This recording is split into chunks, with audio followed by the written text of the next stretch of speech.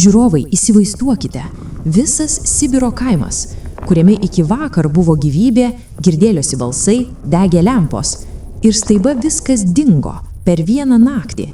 Nebuvo žmonių, nebuvo kelių, nebuvo ženklų. Jei pūga sunaikino visą kaimą iš pasaulio, tai kur dingo ten esantys žmonės? Ši istorija ne tik apie sniegą, tai išlikimo, baimės ir paslapties istorija. Žiūrėkite vaizdo įrašo iki galo, nes tiesa jūs nustebins. Draugai, tai istorija apie Sibiro kaimą, įsikūrusi šaltos stepės pakraštyje, tarp miškų ir baltų kalnų.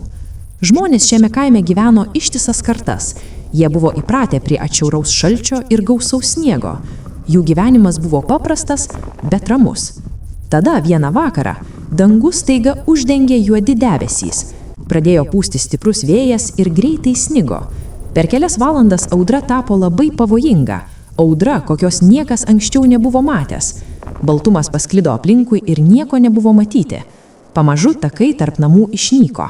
Namai pasislėpė už sniego. Žmonės liko savo namuose ir tikėjosi, kad iki ryto viskas bus gerai. Tačiau naktis darėsi vis šaltesnė. Kai kurie stogai įgriuvo nuo sniego svorio, o durys užšalo. Visą kaimą apėmė baimė.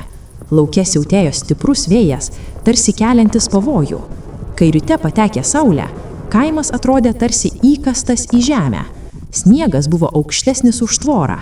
Iš nė vieno kaminų nekilo dūmai. Audra buvo atkirtusi kaimą nuo išorinio pasaulio. Tai buvo paskutinis kartas, kai koksnios pašalinis matė kaimą tokį, koks jis buvo pirmykštyje būsenoje. Po tos nakties kaimas paskendo visiškoje tyloje. Amžinai pasislėpė po sniego baltumu. Sniegu paskendusiame kaime išgyvenimas tapo kasdieniu išbandymu. Jei neatvyktų pagalba, visi kaimo gyventojai mirtų. Dienoms bėgant maistas pamažu baigėsi. Žvarbus šaltis pasiekė namų vidų, kad ir kokios tvirtos būtų duris, tačiau šaltis vis tiek skverbėsi į vidų.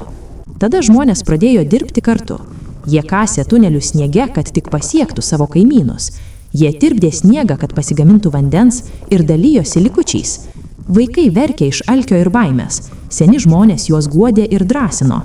Kai kurie žmonės buvo tikri, kad pagalba greitai atvyks. Tačiau kai kurie bijojo, kad audra galėjo juos atkirsti nuo pasaulio. Naktis tyla darėsi dar šiurpesnė. Iš sniego sklido keisti garsai.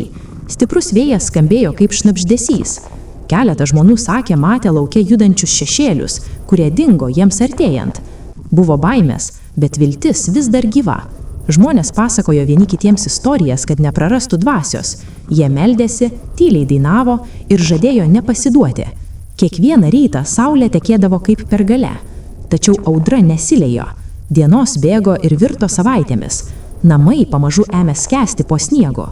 Kaimas darėsi tylesnis, o kova už išgyvenimą su kiekviena diena dar sunkesnė. Kai pūga pagaliau baigėsi, kaimas atrodė apleistas. Mes žmonės, nusliūdę sniegui, paliko kaimą. Gelbėjimo tymos atvykusias kelių savaičių, vadovaudamosi senais žemėlapais ir blėstančiais signalais, ten, kur kadaise stovėjo kaimas, rado tik sniegų padengtus griuvėsius. Namai buvo sugriauti, gatvės buvo išnykusios. Ten nebuvo žmonių, nebuvo aiškių ženklų, kur jie nuėjo. Buvo tik išmėtyti daiktai ir sušalę pėdsakai. Vieni manė, kad kaimo gyventojai pabėgo į mišką, kiti manė, kad audra visus sumotė. Niekas neturėjo išsamaus atsakymo. Dingusio kaimo paslaptis pasklido toli ir plačiai. Tai tapo baigianti istorija netolimuose tiesteliuose. Žmonės sakė, kad pūga sugriavė pastatus, ji ištrynė gyvenimus ir mintis. Ir šiandien keliautojai vengia šios sušalusios žemės. Jie sako, kad vėjas vis dar siautėja naktimi. Ši istorija telieka įspėjimas apie gamtos galią ir žmogaus trapumą. Priminimas, kad kartais išgyvenimas nepakanka, kad paliktum pėdsaką.